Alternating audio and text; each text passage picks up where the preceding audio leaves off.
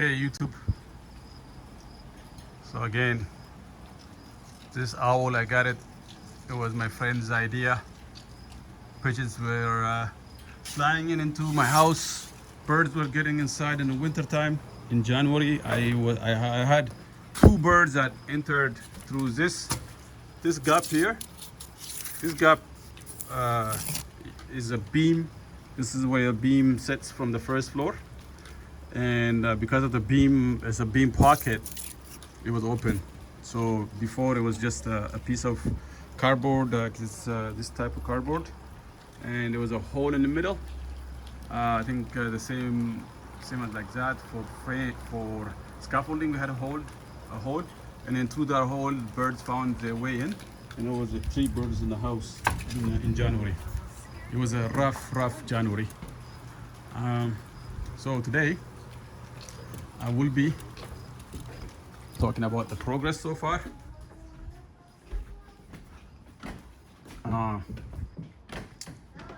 You can see this is Samsung got a cut at the Home Depot. It's gonna be covering the beams. Samsung and I, mostly at the direction of Samsung, we installed the drywall. He's very precise in his construction. He does a great job. So he's drywalled this entire house. I was just helping him hold it, and I can already feel the quietness in this room. As soon as I entered, it went dead silent. Maybe I should do the same for the other room. So my wife asked me to put insulation in here. This is a master bedroom, and it's already dead quiet. As soon as I entered, like I can feel like, my God, the voice difference, the echo is day and night. Wow. Oh, wow. Oh, this is gonna make me change my mind. I think I'm gonna do the same for the other rooms. Wow, I don't wanna have something I wanna regret. Wow. Munira! Samson!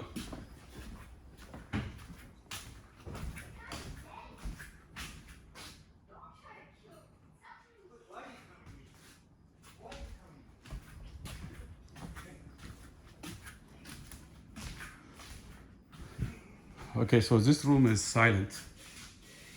I don't hear the noise. We're gonna put just to dampen the noise from the laundry room. We're gonna insulate this room, put bats in there. Basically, all the drywalls are up. You noticed the electrical is done everywhere. The electrical inspector came. He passed me, and I was very, very happy.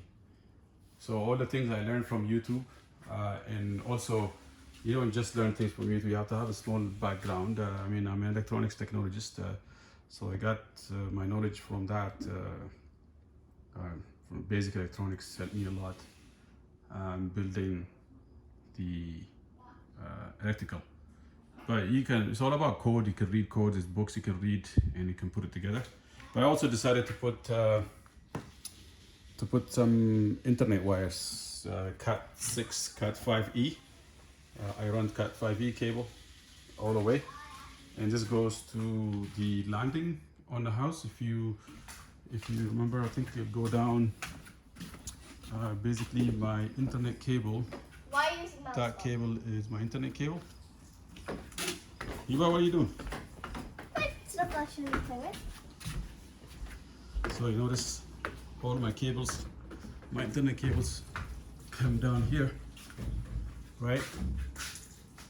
And come down here, and they piled up over there. I got 5 of them, 1 for each bedroom upstairs, and 1 for a living room. So this is the internet cable. I have switches and routers. I mean, I'm Cisco Cisco certified, so I'll be installing a router. Maybe upstairs I might put one hotspot, and it's gonna be high tech in terms of that, easy,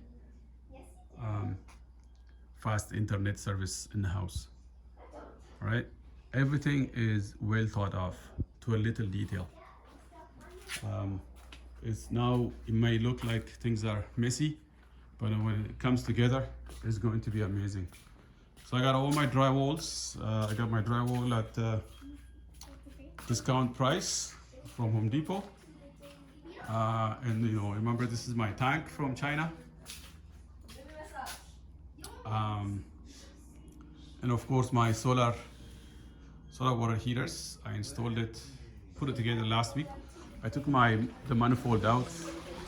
I put it together to see how it looks like. So this is it here. We're just starting up. So we got lots of things to do. Of course, the solar tube. I figured out how to install it. So that's gonna be easy. Some of my design, I also figured out, like my ideas. I have a plan that was signed by a city. I chose an inspector. I'm videotaping every messy stuff in the house. Trying to, you know, share information. I thought about blogging my journey. I just thought with video, I don't have time to write that stuff. But maybe later on I can look at this journal and start writing. But here is my solar, my heating system design, right? I have it in more professional way. This is the scramble basically, right? Basic scramble I only understand right now, but the partial portion of this has been approved by the city. I chose an architect, not an architect, the structural engineer, who also builds you a blueprint for the house. And he's also HVAC. His name is Eric in Kingston. He's an amazing guy. If anybody in Kingston, Ontario is watching this, I mean, he's the best person I worked with out of all people who were professionals helping me out in terms of designing stuff. Like the other professionals helping me out too, but in comparison to many of the professionals that were helping me out, he's the best. So what I have, what I designed here, I design it, I send it to him, you know, he approves it. The same with the structure of the house, I designed it. He consulted me in making it bigger in one unit. I took that advice, kind of regret it. I could have gotten cheaper. This cost me a ton of money, this beam. I listened to him, but maybe in the long run it's a good idea, but I could have saved a ton of money if I bought smaller ones, right? It would have been easier to install, it would have been easier to deliver. This required a special crane. If you watch some of my videos, my early YouTube videos, which I still have to organize.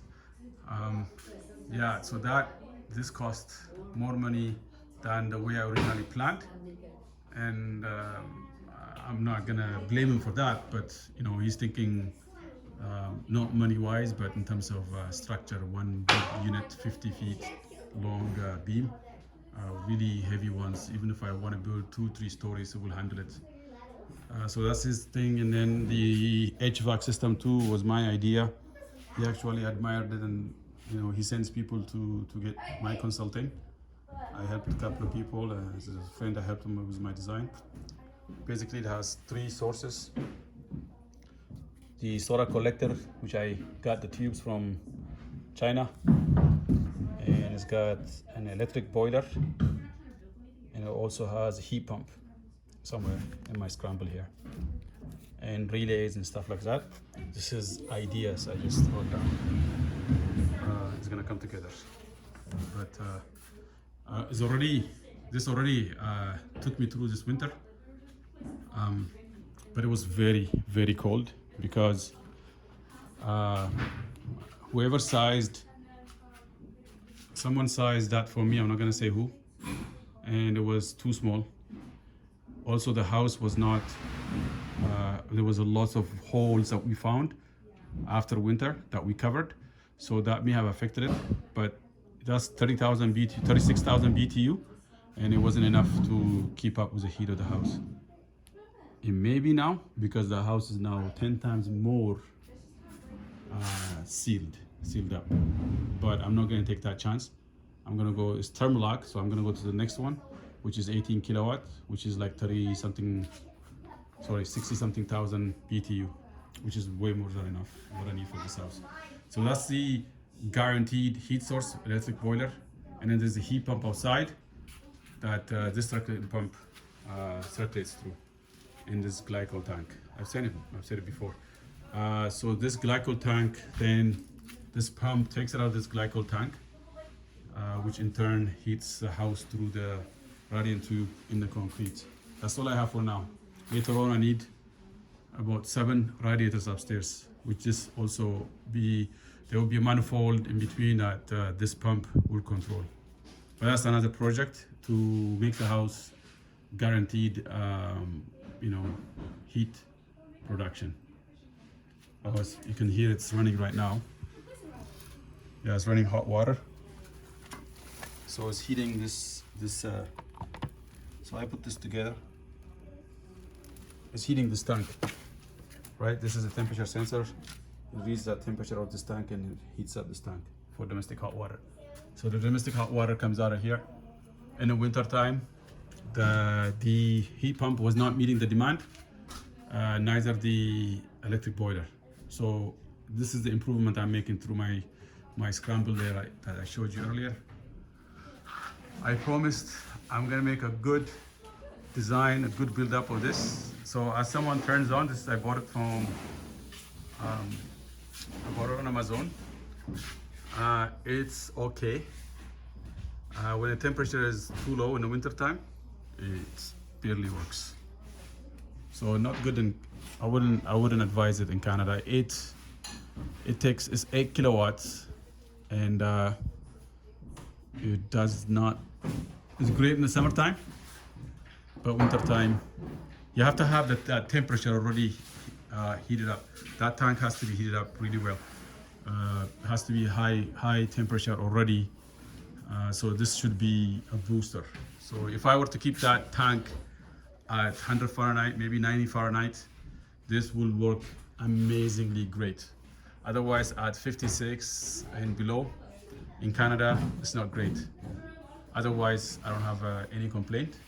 I got it from Amazon, and it's been working great, but not so great in winter because maybe I didn't complete the whole system. So I can only review it fully once I put together all my plans for the heating of this house. Otherwise, so far everything is like partial, so it still requires improvement. So like I promised, I will put together a professional design, a professional explanation of all my plan. So just stay tuned.